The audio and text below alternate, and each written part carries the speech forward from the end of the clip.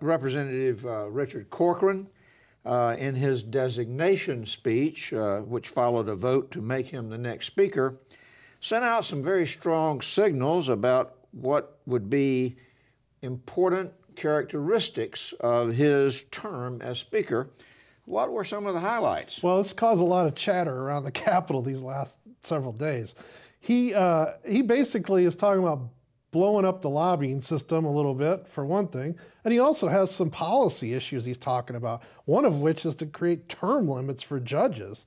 And so he is talking about some pretty far-reaching changes after he becomes speaker in November of 2016. I think the one that's got the issue that's gotten the most discussion is that he's talking, sort of going on an attack against lobbyists and the special interests in Tallahassee.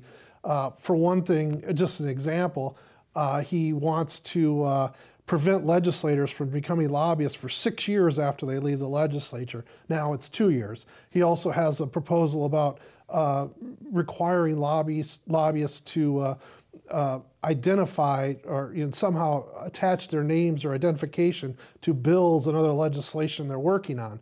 But I think bigger picture, it was sort of the tone of his speech, which was, that he's going to take on the special interests and try to reform the lobbying industry in Tallahassee.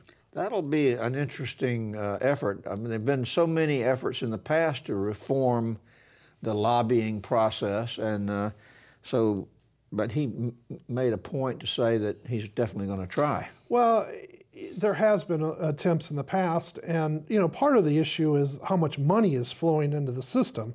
Of course, the legislators are asking for the money too. So, but he's arguing that the lobbyists have too much influence.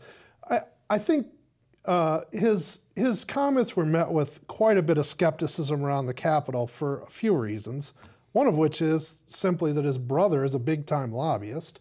But also Representative Corcoran has been on the inside for a long time. He was chief of staff to Marco Rubio when Marco Rubio was House Speaker. He's got some sharp elbows. He knows how to play the game inside. He's very knowledgeable. I think there's some skepticism. I had one other lobbyist tell me, that he was clearly not happy with what Corcoran said, and he said, if Corcoran would quit and his people would quit hitting me up for money all the time to go to fundraisers for his people, it might be more believable. So I think there's a lot of skepticism. But if Richard Corcoran, like I said, he's got sharp elbows, he's got very strong views, and if he pushes this when he becomes speaker, I think it's going to be a pretty eventful debate. Thank you, Jim. For more news about Florida politics and government, visit the Advances section of our website.